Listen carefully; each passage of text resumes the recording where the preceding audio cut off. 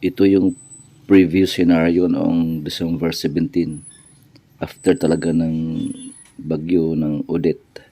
Yan sira yung ano natin. Nire-restore agad natin ang ating roof doon banda sa may ditsunan kaya nakapag-operate tayo. At on this day nakabenta tayo ng 178 pieces na lechon manok.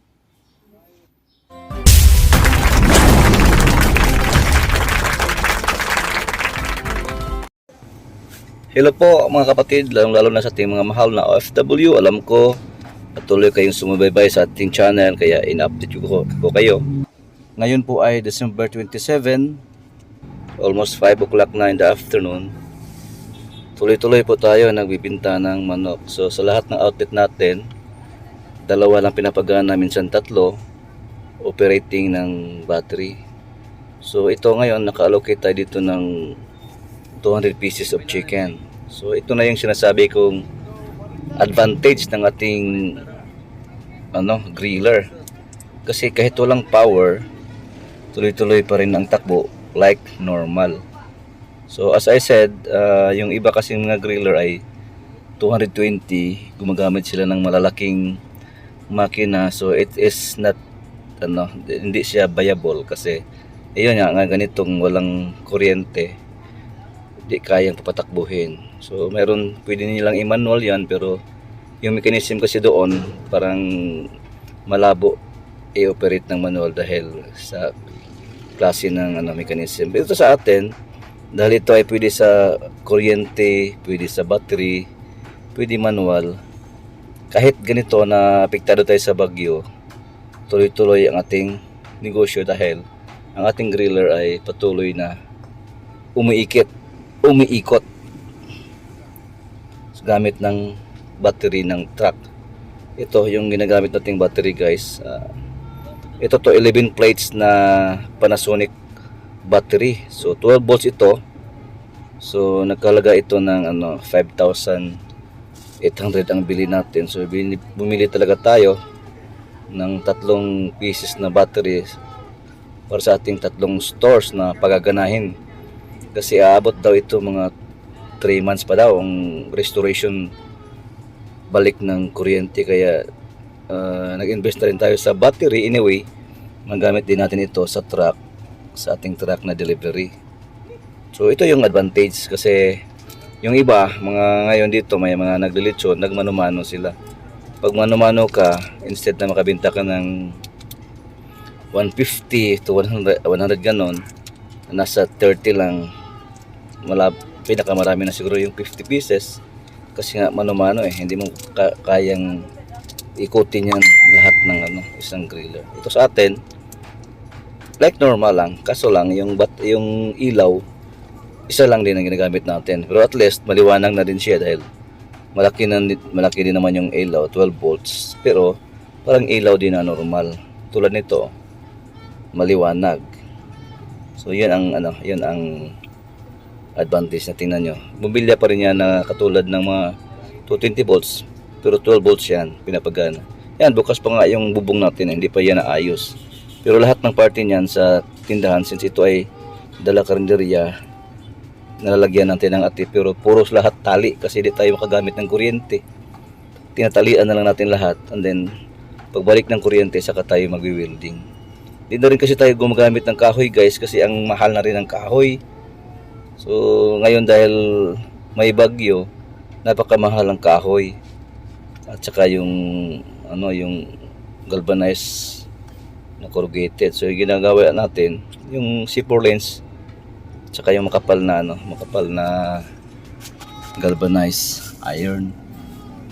So yan, kita nyo naman tatlo yung support team natin. Kahit medyo madilim konti, pero hindi naman katulad talaga dun sa nagmano-mano kasi wala silang ilaw gumagamit sila ng kandila. Ito sa atin yan lang, nagpaypay kasi yung uling basa. Pero yung mga manok natin guys, ganitong panahon kasi napakahirap din maghanap ng supply. Kaya mga malalaki yung manok natin, 1.1, minsan yung iba nga 1.2 Napakamahal din. So yung presyo natin dito from 250 nagiging 280. Kahit na kunti lang yung ano natin, markup, hindi na natin masyadong pinamahalan dahil nga nasa ano tayo, crisis. Medyo mahal na nga yung 280, pero malalaki naman yung manok natin. Pag kukumputin mo, manipis lang ang markup natin, pero okay na rin. At least nakapag ano, tuloy-tuloy pa rin ang ating negosyo. So ito yung advantage guys sa ating griller. Yun ang in-emphasize ko na mas maganda itong ating griller kasi sa iba dyan na gumagamit talaga ng 220 volts. At sa ganitong panahon guys na crisis, talagang mayroong opportunity. Kaya nga sinasabi ko, in calamities there's also an opportunities. Merong mga nagsara ng pintuan at meron din nagbukas. Katulad nito, kung hindi ka hanap ng paraan na makapagpatuloy ang negosyo, siyempre doble ang ano mo, doble ang tama kasi wala kang kita. Sira pa yung mga ano mo, sira pa yung mga tindahan mo. So ngayon ginagawa natin, hindi pa tayo nagre-repair ng ano, intense repair talaga dahil nga wala pang kuryente. So yung sinisiguro natin na makapag-operate tayo, at least hindi maulan na ng ating griller. So anyway, mga tao naman na bumibili ay nakaintindi na sira-sira pa talaga. So at least mayroon silang mabibiling masarap na ulam. Yun lang pinaka basic. And then alam din naman nila na medyo mahal, may kamahalan dahil nga besides pag wala pang pag Pasko pa lang guys, walang calamities, mahal talaga yung manok. Ngayon pa mayroong bagyo tapos parating yung Pasko. Talagang dumuble ang ano, ang kumbaga tataas talaga yung presyo. So ito ngayon, anyway, yung pinakamahal natin is 280 lang naman, pero mga malalaking manok na yan. And then minsan kasi guys, mayroon ding mga mababa din ng ano, timbang, pero iniisa na lang din natin yung presyo dahil nga ang hirap ngayon maghanap ng manok. Pag minsan nga umaabot tayo, pumupunta tayo doon sa palengke, binibili natin yung tag 220 per kilo. So ano naman kikitain natin dyan dahil sa hirap ng supply, kasi nga tinatamaan ng bagyo, talagang mahal. And then gasolina pa minsan dito, minsan umaabot ng mayroon mabili dito tag 120 per liter kasi yung mga ano, mga nagti-trade na mga tawag nito, yung mga bumibili doon sa gasolina tapos binibenta nila sa ano, nakapila. Grabe pila kasi guys ng gasolina. Ito rin dito yung ano natin, no? Para din tayong pinipilahan ng gasolina. Tingnan nyo yung mga tao. So, tuloy-tuloy ito. Ito ngayon is December 27. Ang allocation natin dito sa isang branch ay 163 pieces. So kulangin to, mauubos ito. Everyday guys, yung 150 sa isang outlet ay kukulangin talaga. Kaso lang yung supply natin, yung ano lang, kung magkano, kung ilan lang ibinibigay dahil hindi rin tayo makapaghingi ng marami dahil wala ngang yellow, wala ngang ice, di tayo makapag-preserve ng marami. So yung binibili natin, yung kasya lang, yung maubos sa isang araw kasi pag bibili ka rin ng marami, baka di maubos, masira yan kinabukasan. Tsaka yung supply din naman talagang kulang. So tamang-tama lang yung kinukuha natin.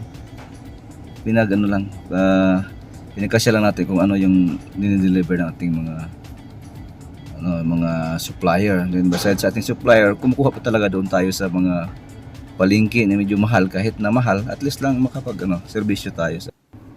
Yan lang muna ang ating update sa ating negosyo guys. Maraming salamat sa inyong pagsubaybay. At advance Happy New Year po sa inyong lahat mga kababayan. Bye bye!